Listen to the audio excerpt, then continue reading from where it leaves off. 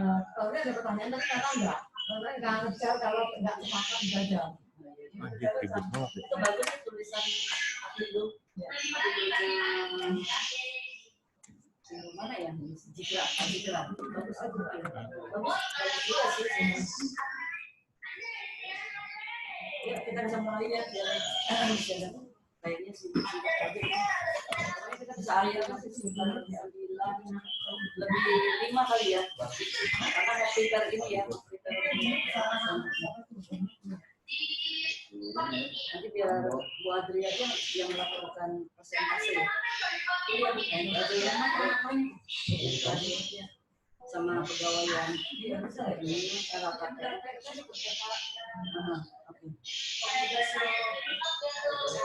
Teman-teman banyak mengenai pertanyaan. Gimana masyarakat bimbing ini ya? Baik, kita mulai aja. Suaranya. Oke. Baik, bisa kita mulai on ya? Benar. Mudah-mudahan suaranya bisa jelas. Itu siapa sih? Tolong di mute dong.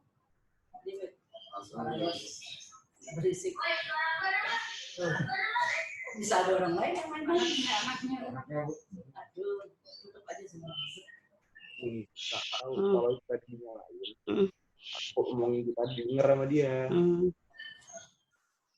Ya, kita bisa mulai ya. Ini waktu ibu juga bisa. Enggak. Ini ibu. Bismillahirrahmanirrahim. Dia biarin, berarti kok ikut tipe.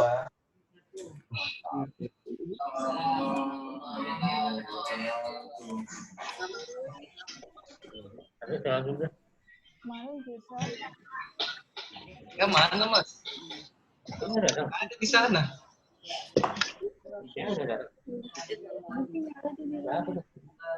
Udah channel ya? 3. Ya. Ini udah ya. Tapi suara ibu nggak masuk kan? Kalau ini cuma ibu ngeliat, mereka itu ngeliat.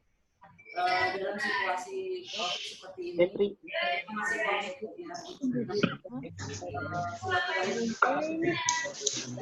Tapi di mute semua aja deh partisipannya. Masih bekerja. Kadang-kadang suka lupa kan kalau dulu ya. Tadi pagi kita saya kerja nggak sih? Jadi kadang-kadang suka lupa kalau masih bekerja.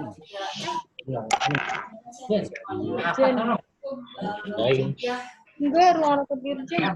Jadi sejak Seduan ya?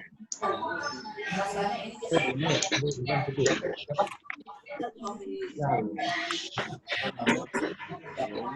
Belum ada. Tolong semua di-unmute ya.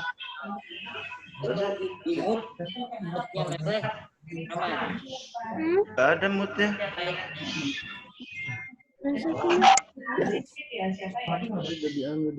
Enggak ada, Pak.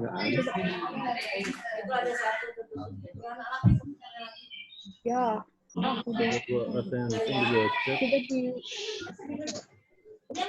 Coba di video dong, Pak. Macam tuh, nah, Pak Otong dari tadi. Nggak start video. Coba volumenya digedein. Dia nggak start video dari tadi. semuanya dalam kondisi baik. Udah, itu sama Yang kedua, walaupun dalam kondisi berkelompok, bersama-sama melakukan pencegahan penularan COVID dengan cara-cara yang sudah tertuang dalam protokol kesehatan. Nah, itu harus diingat, jadi perlindungan diri kita dan juga perlindungan diri orang lain. Nah, itu. Nah, kita semua di sini lengkap para eselon 2. Mudah-mudahan semua saya nggak mau absen karena tadi saya lihat totalnya sekitar 150 orang, 150-an. Ya, kesadaran untuk bisa menyambung bahwa kita ini masih bekerja. Saya hanya berharap seperti itu.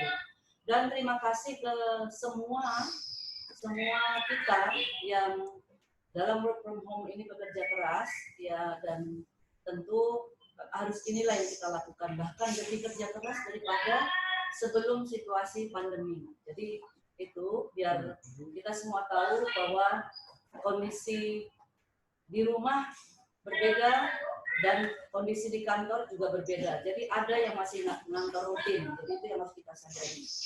Nah, saya ingin menyampaikan beberapa perkembangan terakhir supaya semuanya juga lebih aware ya, peduli ya.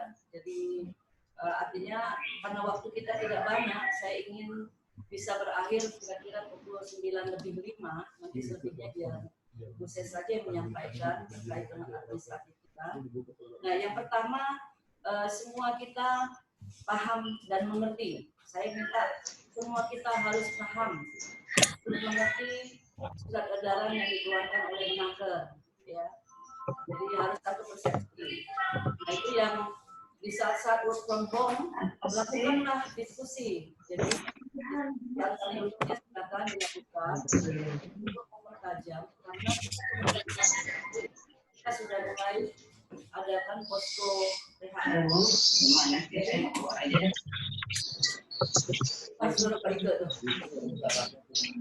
Ya.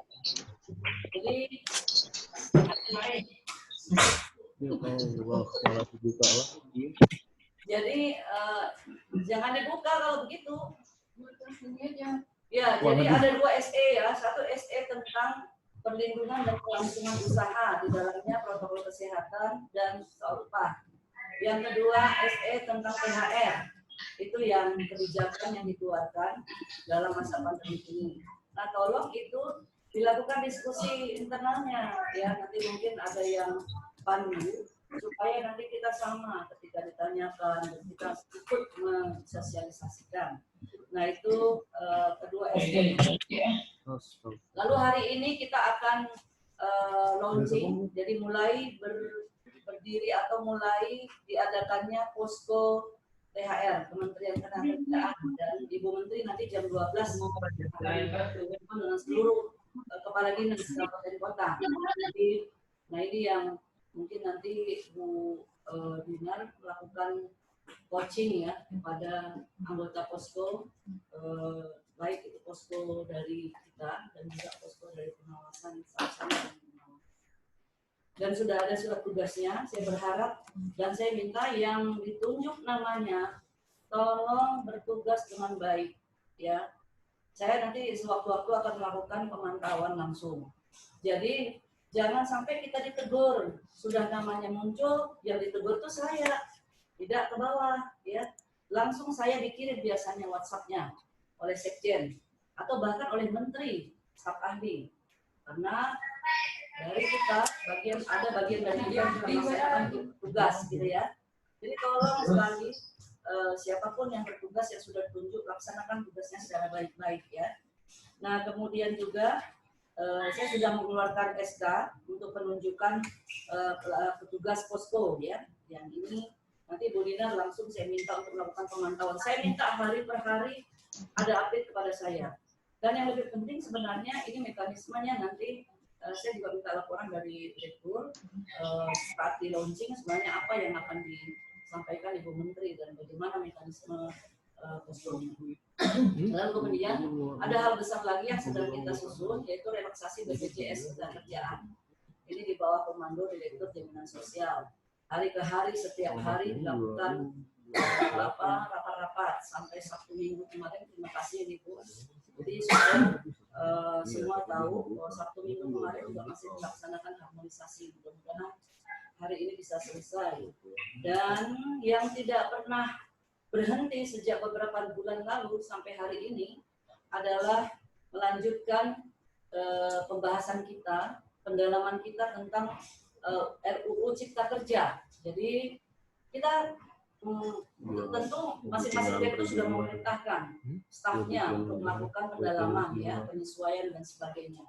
Jadi kita masih lanjut untuk membahas RUU Cipta Kerja, sehingga saya minta semua jajaran ini memprioritaskan segala aktivitasnya untuk mendukung beberapa hal, selain tentu yang utama tadi adalah mengenai penanganan pandemi COVID. Kemudian juga yang tidak kalah penting, dipatuhi surat edaran Menteri Ketenagakerjaan tentang penyesuaian sistem kerja, ya, yang sekarang terkait juga protokol kesehatan dan sebagainya. Jadi ada beberapa catatan-catatan penting saya, itu besarannya. Lalu kemudian begini, untuk semua kita, tolong coba pikirkan lagi, karena saya sangat cemas dengan penyerapan. Jadi kemarin saya sempat berdiskusi dengan kawan di kementerian lain. Ini katanya, makanya harus dicek. Semua kita ikut memastikan, jangan sampai kita terlena waktu berlalu bahwa sebenarnya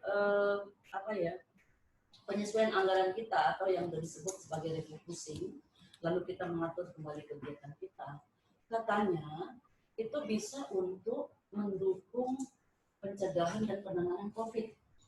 Jadi tidak lagi sekarang yang namanya memberikan bansos itu hanya pada Kementerian Sosial rupanya. Jadi coba kita tanyakan masing-masing, mungkin PEP bisa berkoordinasi dengan PEP lain, keuangan bisa koordinasi keuangan lain, atau unit-unit teknisnya coba. Karena kenapa unit lain bisa memberikan sembako? Nah saya dengar itu bisa dirubah, misalkan dengan memberikan sembako untuk serikat pekerja atau anggotanya. Jadi yang kepada dampak COVID, bahkan sejak di awal rupanya bisa mengadakan APD. Ini katanya. Jadi karena ketika kita mengajukan anggaran atau untuk pencairan, ketika itu hanya untuk internalnya Kemenaker atau hanya pemerintah, itu sulit dipenuhi. Tapi begitu melakukan pembelian terkait pencegahan penanganan COVID, itu langsung disetujui. Itu katanya, tapi itu makanya kita coba cross check. Jadi bisa rupanya, ya, bisa. Saya katakan loh, kan kami ini unit PHI yang itu justru bisa, itu akan coba dibaca kembali surat dari KPK, baca kembali perintah-perintah soal refocusing anggaran. Nah saya teringat karena ketika saya baca 10%, nah ini pergerakannya kan sampai misalnya 20-30% nanti. Ini terutama proses minta tolong. Ini yang saya dengar, dan unit lain juga kan sekarang memberikan sembako. Jadi kunjungan-kunjungan itu diberikan sembako. Nah ini yang saya nggak tahu persis, dan nanti itu ini hanya pembicaraan saya ketika saya katakan bagaimana dengan unit-unit lain gitu ya, kementerian-kementerian lain yang pada saat sebelum COVID dia bukan punya fungsi untuk memberikan bantuan sosial. Jadi itu yang minta tolong saya didalami, mumpung kita masih punya banyak waktu, dan pikirkan kegiatan-kegiatan besar. Saya terus terang ini Pak John yang pertemuan mediator yang sampai berapa ratus, apa bisa seperti ini? Apa kita rubah dengan tempat seperti apa? Ya? Itu yang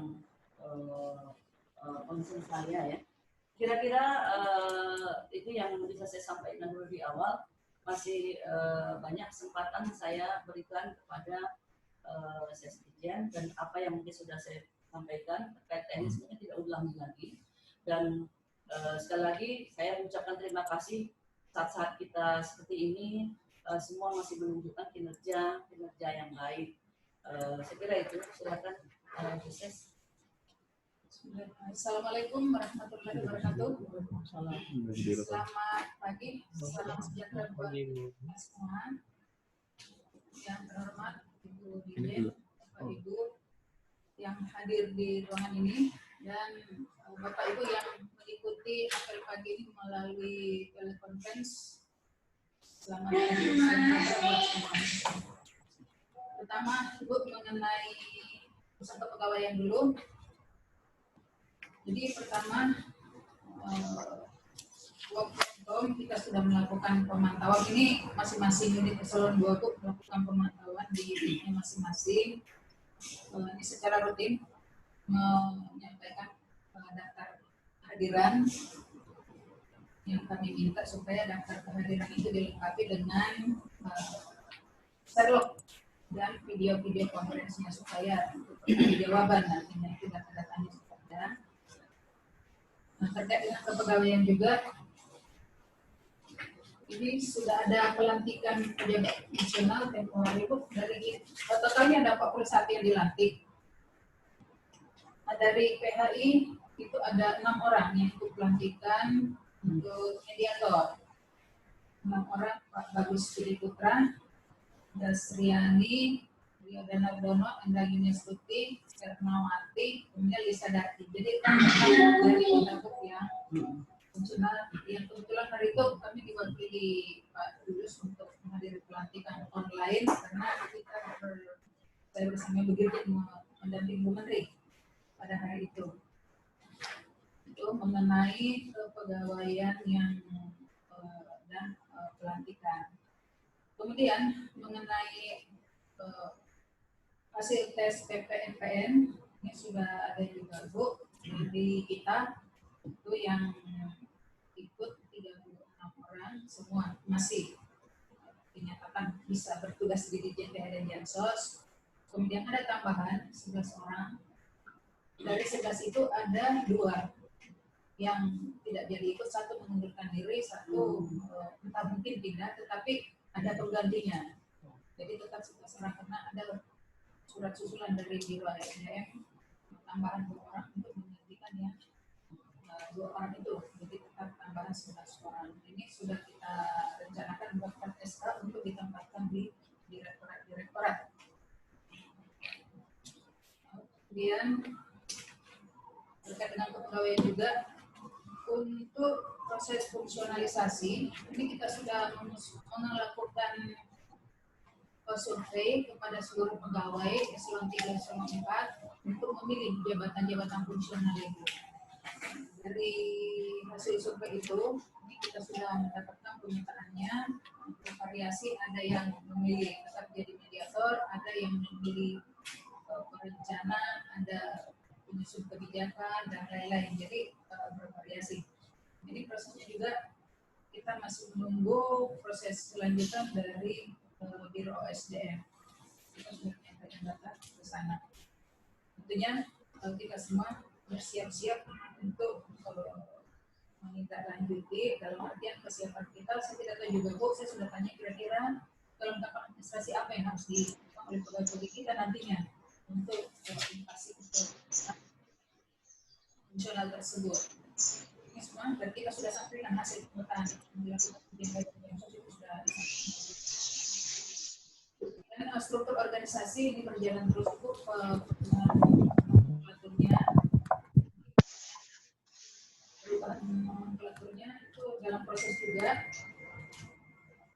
Waktu rapat dengan Bappenas ini juga sudah disampaikan bahwa organisasi itu prosesnya tetap berjalan, tapi sampai sekarang perlu diundang lagi. Nah, di JPH dan Jamsos itu berubah menjadi Direktorat Hubungan Kerja dan Pengupahan, Direktorat Jaminan Sosial Tenaga Kerja, Direktorat Kelembagaan dan Perlindungan Perselisihan Hubungan Industrial, Direktorat Penyelesaian Perselisihan Hubungan Industrial, Direktorat Pengembangan Sumber Daya Manusia Hubungan Industrial, kemudian Sekretariat Direktorat Program.